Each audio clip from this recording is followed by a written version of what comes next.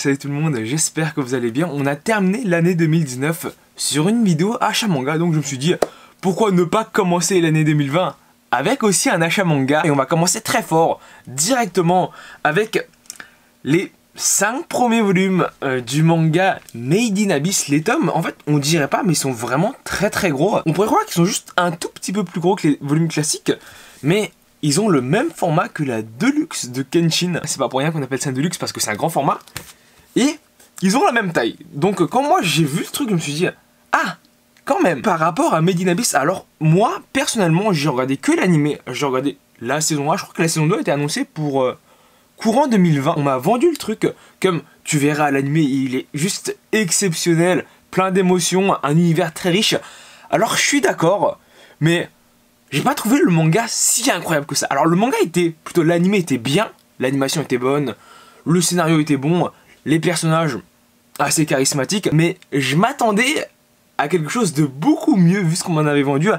Et pour vous dire, au même moment, si je me trompe pas, on avait l'animé Violet Evergarden, et ça, pour moi, c'était clairement le meilleur animé de l'année. Donc après là, ça va dépendre un peu des goûts, mais quand j'ai vu l'un puis que j'ai vu l'autre, forcément ça joue un peu. Sinon par rapport au manga, alors j'ai rapidement feuilleté, et si je me trompe pas, l'animé et le manga ont strictement le même scénario. Je pense que ça va faire un peu comme Re:Zero, parce que Re:Zero, le manga a rattrapé l'animé, la fin de la saison 1, il y a pas longtemps. Sauf que le truc, c'est qu'on a la saison 2 de Re:Zero qui est annoncée, donc l'animé va à nouveau passer devant le manga, et je pense que c'est à peu près le même délire. Le manga ici, Made in Abyss, doit rattraper l'animé Made in Abyss vers les tomes 4. Donc ici le tome 5 de Made in Abyss est plus loin que la saison 1 de l'animé, mais en France, alors c'est pas le dernier tome sorti, on est au tome 7 ou 8, donc je pense que même avec la saison 2 de l'animé, le manga ira toujours plus loin que l'animé. Je crois m'être un peu emmêlé les pinceaux. Alors j'ai entendu dire que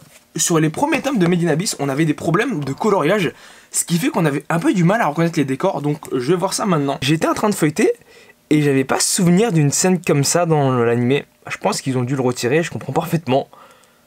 En vrai, je suis en train de regarder là, et en soi, l'ancrage me paraît nickel quoi. Genre c'est pas trop sombre, on arrive à bien distinguer les éléments. Le manga m'a l'air quand même vraiment propre. Forcément, grand format, j'adore. Donc, Made in Abyss, pour sûr, c'est une série que je vais compléter pour sûr. Pour être totalement franc avec vous, c'est même pas sûr qu'un jour je lise Made in Abyss, parce que je pense, et c'est très probable, que l'animé est mieux que le manga. C'est dur à dire, ça dépend de jusqu'à où ira le manga. Je pense que le manga ira jusqu'à la fin de l'histoire, et combien de saisons il y aura de Made in Abyss, et si ça me hype de fou quoi. Ensuite, on a le volume 2 du manga Tsugumi Project. Alors, j'ai vu que le volume 3 allait pas tarder à sortir, donc il faudrait que je me le prenne aussi. Mais Tsugumi Project, j'avais lu le tome 1. Honnêtement, j'ai trouvé ça très bon. La jaquette du volume 2 est quand même pas trop mal, hein, faut se le dire. Un bon contraste de couleurs, bien rempli. Je garde de très bons souvenirs du premier volume, donc faut voir si le manga arrive à maintenir son niveau. Et c'est ça le plus compliqué, parce que comme je le dis souvent, faire un premier volume qui vend du rêve, c'est assez simple. Mais maintenir l'intrigue, c'est souvent ça le plus compliqué. Par exemple, et c'est pas totalement vrai, mais Détective Conan, genre quand tu lis le speech du manga, tu dis allez, ça fait 20 tomes maximum. On suit avec une série que je ne connaissais pas du tout, que j'ai découvert très récemment. C'est le manga La Malédiction de Loki. La première fois que j'ai vu les volumes, ça m'a un peu fait de l'œil, mais ça m'a pas plus attiré que ça. J'ai acheté les volumes 1 et 2, et honnêtement, j'ai rapidement fait les tomes 1. Et ça m'a l'air vraiment bon. Dès la première page, on voit que le mangaka dessine quand même assez bien, mais quand on regarde la couverture, on n'a pas vraiment à en douter. Et si je me trompe pas, normalement, ouais, c'est bien ça. Il y a une jaquette réversible. C'est bien ce que je me disais.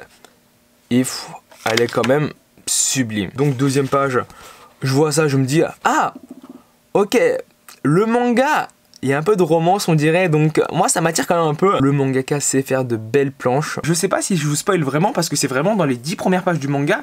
Mais quand j'ai vu cette scène, je me suis dit, ah, faut sans doute que je commence vite à le lire. Si vous voulez pas être spoilé, je vous conseille de sauter 10-15 secondes. Mais on a cette planche là, suivie de cette planche là, qui moi m'a un peu vendu du rêve. Toujours avec les éditions de Delcourt Tonkam, on suit avec un manga honnêtement moi, que je trouve pas trop mal, mais je pense qu'il se vend plutôt mal. En tout cas, moi j'ai vu personne à part moi les avoir. C'est le manga Reisei Kamika par le même auteur que Tokyo ESP. Ici, graphiquement, je vous l'accorde, c'est assez particulier. Je crois qu'il utilise des modèles 3D, mais je suis vraiment pas sûr. En vrai, je pense que c'est juste son style qui est très particulier. Entre vous et moi, Reisei Kamika, moi c'est une série que j'ai découvert en scan après l'annonce du manga en France. En fait, le manga a été annoncé en France. Ça a un peu attiré mon attention, donc je suis allé le lire en scan. Et je crois qu'actuellement, il y a quand même pas mal de tomes qui sont sortis déjà au Japon. Je trouve vraiment que le manga est bon, mais sans être exceptionnel. Parce que le speech ici, c'est à 2 étudiants qui sont transférés. Je sais pas si c'est un monde parallèle, mais c'est un monde alternatif. Et voilà, ils font un peu des voyages aller-retour. C'est tout un bordel, ils ont des pouvoirs divins. C'est stylé. C'est agréable à regarder, mais je pense pas que ce soit un manga qui marque en soi. Et c'est bien ça le problème. Voilà, en soi, le manga est quand même assez bon à mon sens. J'ai ensuite acheté le volume de sous blister du manga Sacrificial Vote. Alors, Sacrificial Vote, honnêtement, pour moi, c'est un manga qui devrait percer parce que il y a des mangas. Alors, je sais pas s'ils ont vraiment percé, mais comme La Cité des Esclaves, jeu d'enfant King's Game, Killer Instinct, c'est à peu près le même délire. C'est des gens qui doivent se donner des gages ou qui sont emprisonnés. Et Sacrificial Vote, c'est le même style de manga, sauf que c'est mieux dessiné. Et ça, pour moi, pour ce genre de manga qui, faut se le dire, ont un but très, on va dire, divertissant. Généralement, il n'y a pas un scénario très poussé derrière, et c'est pour ça que les séries comme ça font maximum 10 volumes. Regardez tout simplement, tous les King's Game font moins de 6 volumes. Jeu d'enfant fait 5 volumes. La Cité des Esclaves, qui est la plus longue série, fait 10 volumes.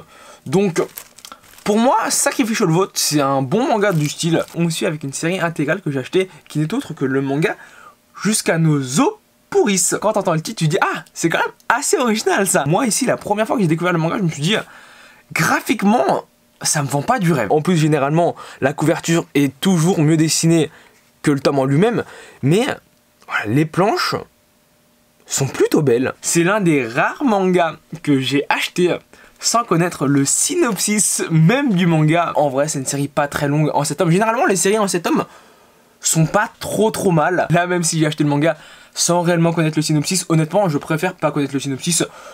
J'aime bien me laisser surprendre, surtout que, voilà, je suis pas allé les yeux fermés non plus. J'ai regardé rapidement les notes sur Manga News, et le manga avait des notes clairement très convenables. Donc l'intégrale du manga Jusqu'à nos os pourrissent qui rentre dans la collection. On suit avec un mangaka qui, moi, je trouve, a beaucoup d'œuvres éditées en France, mais qui est vraiment pas très connu, en tout cas du grand public. C'est l'auteur de Grateful Dead, que j'ai acheté l'intégrale en 2 tomes, c'est une série courte, de Masato Issa. C'est l'auteur de Jabberwocky, c'est l'auteur de Area 51, et c'est l'auteur actuellement, alors si je me trompe pas, c'est Batman Ninja. Donc c'est la seule œuvre de l'auteur que je ne compte pas acheter. Là non plus, j'ai acheté le manga sans connaître le synopsis du manga. Après là, vraiment, c'est moins gênant parce que c'est un one-shot, et le mangaka, bah, il est quand même assez reconnu pour nous pondre des mangas assez originaux et généralement d'assez bonne qualité. L'auteur a un style graphique très prononcé, il joue beaucoup sur les ombres. Je vous laisse voir à quel point par vous-même c'est particulier. Et de souvenirs, dans le manga Area 51, les dessins sont encore plus perchés. C'est bien ce que je pensais. Les dessins sont vraiment particuliers dans le manga Area 51. Son style est encore plus prononcé. Disons qu'il faut apprécier, mais faut se dire que c'est quand même hyper original. On poursuit ça avec un manga ces derniers temps. Je vous en parle quand même assez souvent. C'est 50 nuances de gras, l'elfe qui aimait trop les frites. Le volume 4 de Synecdoche. Il s'appelle Synecdoche. Ouais, c'est bien ça. Je vous laisse voir en même temps la couverture. Synecdoche, en vrai, ça c'est le genre de manga. Alors c'est peut-être pas mon style favori, mais j'aime bien les mangas légers, donc voilà, avec un peu d'ishi, un peu de léger, un peu de romance, ça a de quoi me faire plaisir quand même. On suit avec un manga qui va pas tarder à avoir une adaptation animée qui m'a l'air de qualité vu les trailers. C'est le manga Mushoku Tensei, le volume 10. Alors Mushoku Tensei, honnêtement, moi, c'est un manga, j'ai pas vraiment lu. Alors j'ai actuellement les 10 premiers volumes, mais il faut savoir que moi quand j'ai découvert le manga n'était pas aussi long, il devait être au maximum au 4ème volume. Donc forcément, j'ai au minimum 6 volumes de retard quoi. C'est un isekai au début quand même assez bien écrit. Après, je sais pas ça part dans quel délire, mais je pense que s'il y a une adaptation animée, c'est que le manga doit avoir le potentiel d'avoir un animé, je suppose. L'avant-dernier manga de la vidéo, et je pense que quasiment tout le monde parmi vous connaît parce que c'est un nouveau shonen, mais c'est un shonen qui a un peu réussi à percer, un peu comme Jagan. C'est le manga Hell's Paradise, même Hell's Paradise est sans doute beaucoup plus connu que Jagan. Donc Hell's Paradise, moi j'avais lu les scans, alors je les avais lus avant que le manga sorte, en fait avant même que le manga soit annoncé en France. Quand j'ai découvert le manga, je me suis dit ah mais en fait c'est un peu comme une suite de Hunter x Hunter, mais qui n'est pas Hunter x Hunter. Un manga avec pas mal de retournements de situation, t'as des personnages, tu les crois chauds, mais ils se font quand même assez vite tuer parce qu'il y a des mecs plus chauds qui apparaissent. T'as des personnages qui sont assez bien écrits, ils ont du caractère, ils ont un background, voilà. Ils sont attachants tout simplement. Donc Hell's Paradise, très très bon manga qui pour moi sera pas très très long. Et alors actuellement j'ai aucun volume collector parce que je crois que pour chaque volume de Hell's Paradise t'as une édition collector. Et c'est des éditions très très colorées, quoique je crois que celle-ci est la collector. Il y a le petit logo Fnac parce que c'était une exclue Fnac. Vous voyez clairement la différence entre un tome limité et un tome classique. C'est la couleur du fond tout simplement. Quoique avant d'arriver sur le dernier manga de la vidéo, on va faire un petit détour parce que j'ai acheté les volumes 1, 2 et 3 du roman. Alors je sais pas si c'est un light novel, mais je pense que c'est un roman. Quoique je suis même pas sûr. Du roman ou light novel, du manga ou de l'anime, ça dépend dans quel sens on le prend. Orange. Je sais pas si on pourrait vraiment caractériser ça de light novel, mais disons que oui. C'est pas des illustrations à proprement parler, mais je sais pas si c'est des dessins originaux. Je sais pas si c'était repris du manga. Si c'est le cas, ce serait le comble, parce que ça voudrait dire que le roman est inspiré du manga, mais j'en doute vraiment que ce soit le cas. Orange, j'ai le manga, c'est en 5 tomes. Alors il y a un 6ème volume, mais c'est une sorte de spin-off. Et là, du coup, je suppose qu'en 3 volumes du light novel, j'ai l'intégrale du manga. En tout cas, j'espère, parce que les romans, ça coûte quand même assez cher, c'est 12,99 €. Et ici, c'est classé dans la catégorie So Shoujo. Alors que si je me trompe pas, au vu de l'édition, au vu de l'épaisseur du tome, au vu de la couverture, ça ressemblerait en tout cas le manga plus à un seinen. En fait, le manga Orange, je crois sur Manga News, c'est classé Shoujo Seinen. Donc ça, c'est un shoujo et en même temps un seinen, ce qui veut dire que grosso modo, tout le monde peut apprécier la lecture.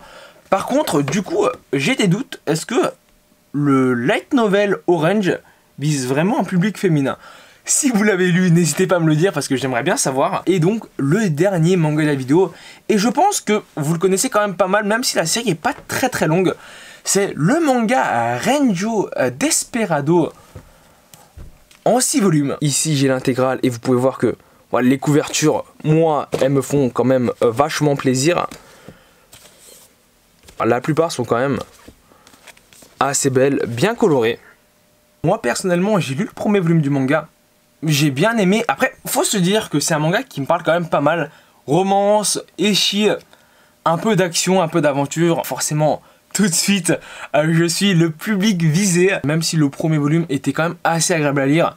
C'était des petites histoires sans vrai lien. C'est vraiment sur la fin du volume 1 que tu avais un début d'intrigue qui commençait à s'instaurer. Mais tu sens que ça vient trop vite. J'aurais espéré que la série soit un peu plus longue parce que le manga avait quand même pas mal de potentiel. Après, je sais pas ce qui se raconte par la suite parce que voilà, ils introduisent l'intrigue à la fin du tome 1.